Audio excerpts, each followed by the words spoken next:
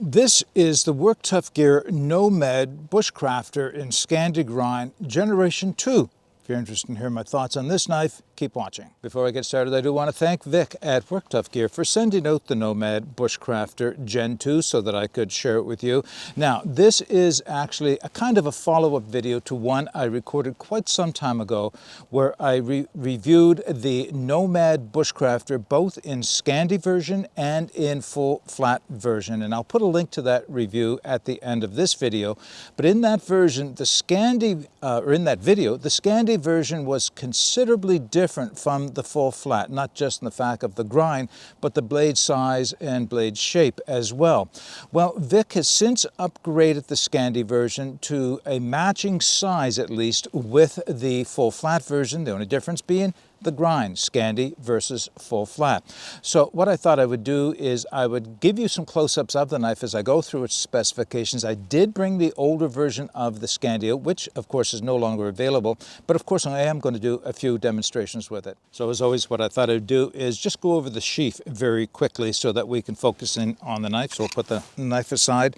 So this is what the current generation of sheath for the Nomad Bushcrafter looks like. It is pancake style, and what's unique about this is the belt clip. Now, I don't know if this is going to be an option or if this is going to be standard on all the future versions, but what you get is an adjustable belt clip. And what I mean by that, first off, you can see that it has a clip, very heavy duty, kind of like what you might find on a Morris sheath. It's not Kydex, it's a heavy duty plastic. You can slide that down over your belt and you can angle it any way you want, right up to 90 degrees like this, or straight up and down like that. I have a few comments on the sheath that I'll make later, but first, of course, let's put the knife back in so we can see what that's all about. Yeah, okay, nice and secure, just the way you want it, form fitted to the knife perfectly as usual, and that's what you would expect from Vic at Work Tough Gear, and at the same time, easy to withdraw. That's what you're looking for in a sheath. All right, let's put the sheath aside. We'll go through a few of the specifications for the knife before we get into some testing. So the overall length of this knife from pommel to tip is 8 inches precisely. The blade is 3.9 inches. The blade thickness is 0.157 or 4 millimeters. Pretty thick for the size of this knife, you might think. The knife weight itself is 6.05 ounces. If you add in the sheath, total package weight is 8.35 ounces. Now, this knife, as the Scandi grind, as opposed to the full flat grind, it is ground at 25 degrees. It is not a full to zero grind. There is a micro bevel, and I do mean micro bevel. You really have to look at it to see this. More of a polish on the edge. Hopefully that'll show up as I roll it over. More of a polish on the edge just to take the very apex off. That does a couple of things, but primarily it strengthens the edge without sacrificing any of the performance. And you know, it wouldn't matter if this did come with a zero edge on it. Probably stropping is going to do exactly the same thing. Roll that edge to a slight convex on the very apex of it, just to strengthen it up. So that's good that it comes that way as well. Now you can see that it has the same straight back as the full flat version. Actually, it's the same design, really.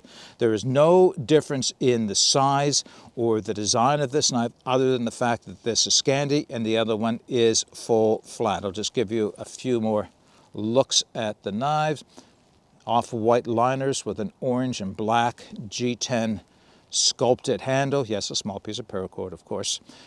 Really, really, really nice. Little bit of a finger. Now this is Zeke Menacho's design, as I'm sure you're aware. There's Zeke design right here, or his logo right here. And it's in the Nomad series. His original Nomad EDC is still one of my favorite small knives to carry. But when he came out with the Bushcraft line, the two knives, one in Scandi and one in full flat, it was the full flat that I preferred. And I'll show you why in a second when I bring the smaller of the, or the old version of the Scandi out. One other upgrade to this is that it is in K329, Bohler K329 carbon steel. The last one I had was in N690, good stainless steel, but this is tough material. It is carbon steel. You do have to take care of it to keep it from rusting, but it is super, super tough and great edge retention. Look at the tip on that. I don't know how you would damage that tip unless you jammed it into a rock. Super strong, very strong little knife. Okay, let me bring in the older version of the knife and then we can do a comparison. We'll get on to the testing. So this is the original version of the Bushcraft or Nomad Bushcraft Scandi, and you can see that it's considerably smaller. Let me put the other knife over top of it. Look at the difference. Now the handles are identical, size, yes, different materials. The handles are identical, but look at the height from edge to spine on both of these knives, and then you can see the difference as well. Now, that really is about the only difference is in that knife. Now, in that other video, I was not super impressed with this little knife. There was nothing wrong with it. It's still very functional, but I just found that, I don't know, the blade seemed to be a little short, if that's the best way to describe it. So what we're going to see in this video is how does it compare against the new version. All right, since this knife is designed to be a general purpose bushcraft knife, it should be capable of a wide variety of bushcraft related tasks, one of which of course is fire preparation. Now you normally don't take small knives in this length range and use them for batoning, but when you have something that is 4 millimeters thick and has a Scandinavian grind or zero grind on the edge, there's a lot of metal. You can baton with this within reason. That's what I'm going to say, only because, of course, it's only a short blade. It's not a very long blade at all. So choose your wood appropriate to the size. And so what I've got today to baton is a piece of rock maple. Looks to be well aged. We're looking at about 12 to 13 inches, 1.5, 2 inches in diameter. This should easily be batonable by this knife. As you can see, it spans it, but this is probably the outside edge of what I would baton with a knife of this size, regardless of how thick it is. Just, it doesn't make sense to go any larger.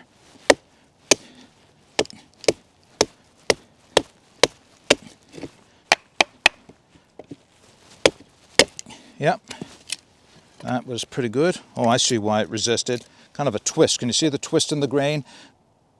Got quite a wow going down here, but that's the reason why. Some pinholes from insects, but the wood is otherwise in great shape. So what I'll do is I'll split this down into smaller pieces, quarters or eighths, so that I can pick one out for doing a feather stick and one out for doing a tent peg. So I chose one of the splits off of that piece of wood to make a tent peg out of. And as always, I do need to mention this. This is not about creating a really nice functional tent peg. It's about the included skills. First off, notching. Let's create an L7 notch, which represents a variety of notches that you may want to use your bushcraft knife for, traps, but in this case, tent pegs. Tap it in about 1/3 of the way, and oh yeah, that's very nice for carving. Yeah. I can probably do a little bit better job of cleaning that up, but essentially, well, let's do a little bit better. There we go. There is my L7 notch for my tent peg, and now we're going to put a point on the other end using the chest lever grip. And again, this demonstration is all about testing the comfort and the ability to use this knife in the reverse grip and chest lever. So we'll just quickly put a point on this stick. I don't know if I need to do another cut at all, but wow. I'm just having fun now. There's no need for me to keep doing this, but it just digs right in, and that of course is aided by the fact that the 25-degree Scandinavian grind does a good job of pointing a stick very quickly. Now, as far as comfort goes, it's not a big knife, right? It's a little short in the hand, and as a result, it does lay in my palm. Can you see right here? It lays in my palm. But because that is not overly beaked, not overly sharp, it's not overly uncomfortable. The trick is to move forward on the knife, not try to stay way back here where the beak will continue to lay in my palm, but move my hand forward and with my thumb on the blade, then I can do the carving from up there. So the question that needs answering when assessing a knife for this type of a technique is, could you do it for a continuous time? Is it sustainable? And the answer for this knife is yes. I could carve tent pegs all day long without any significant discomfort on it. All right, now we're going to move on to some feather sticking. All right, just before we move on to the feather sticking, there is a feature of this knife I haven't mentioned yet, probably because I've covered this so well in earlier reviews. And as I mentioned, I will link all the reviews to the Nomad Bushcrafter line at the end of this video. But the pommel does extend. So there is an extended pommel or exposed pommel at the end here. And the question is, why? What is the purpose of that? And I've done a considerable amount of thinking on it. And in my mind, the only legitimate use for this, and I stand to be corrected, is for tapping that into a piece of wood, if that is something you want to do. So that if you wanted to tap straight down for splitting purposes, you could do that without damaging the handle material. Now, I have seen videos where people have used that for scraping.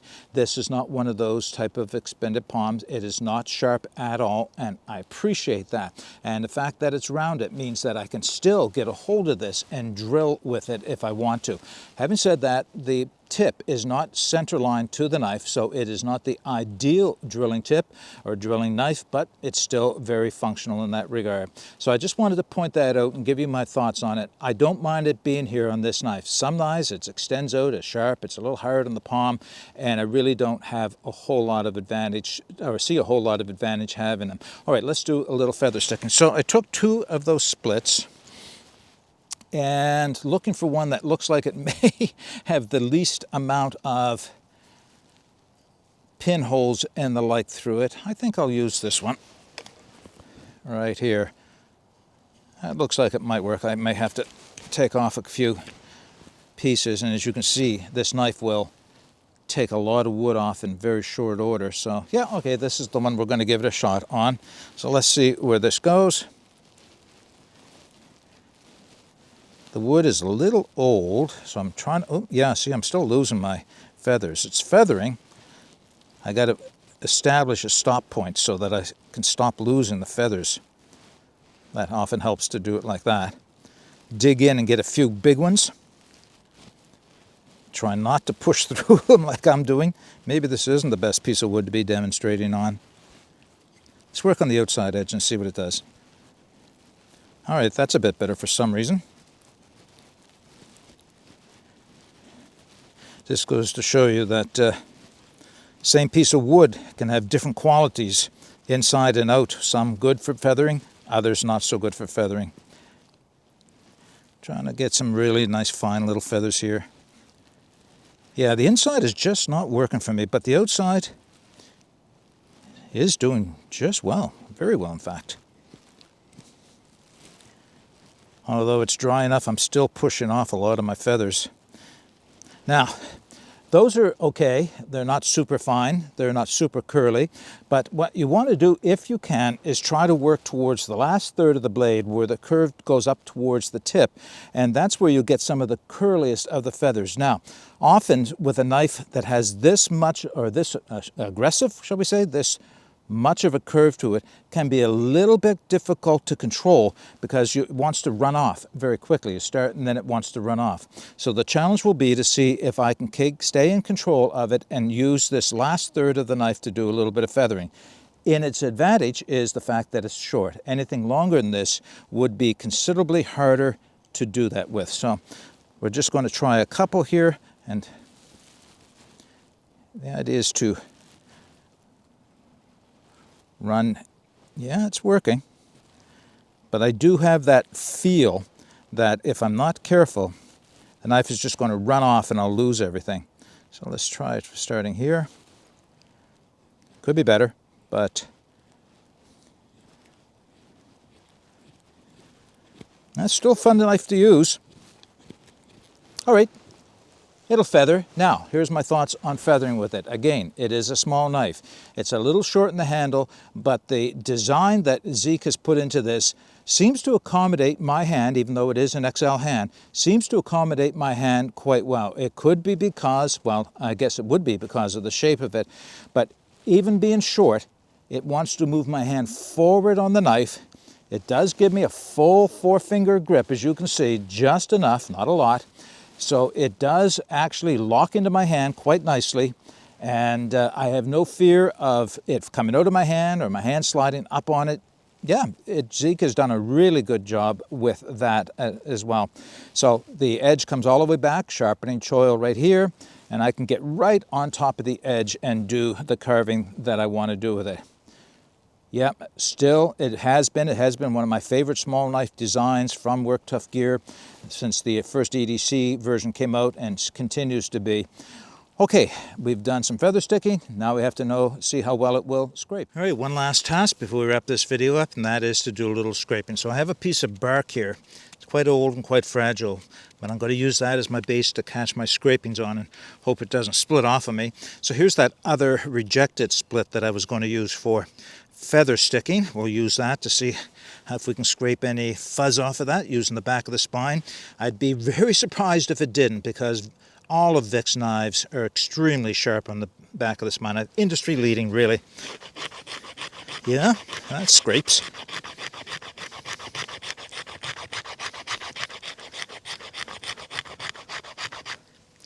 I would say that scrapes some nice little fuzz shavings. If you don't have anything super fine to catch a spark, then you can scrape off some like I've done here, and that'll catch a spark. But what we're going to do, of course, next is to scrape a little bit of fat wood to see if we can't do that with the knife. I'd be surprised if I didn't.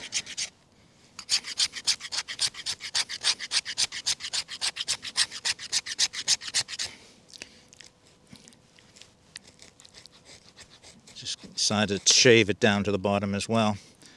All right. So I've got some fat wood scrapings here. Little trick I've learned. Make sure you clean this off before you go to the ferrocerium rod, because it'll get gummy with the fat wood. All right, ferrocerium rod. Preferred method for me is to plant the ferrocerium rod and give it a quick downward thrust.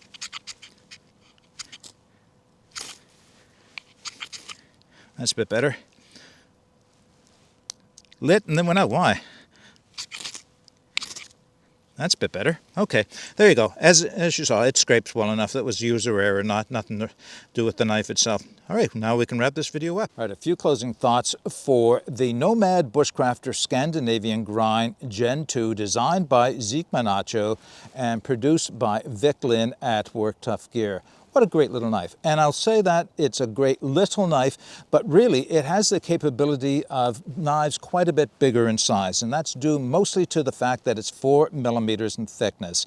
It's quite a thick, quite a stout, heavy-duty blade, to say the least. Now, the fact that it is a small overall size does nothing to diminish its effectiveness, but what it does do is make it just that much more carryable. I love carrying this on my belt. Now, in full disclosure, the sheath that I showed you, I actually have a dangler with a D-ring, if you will, that I can attach to drop it down, because I find the sheath as it is rides a little too high, but that wasn't supposed to be part of the video, and that's the only reason I didn't show it to you.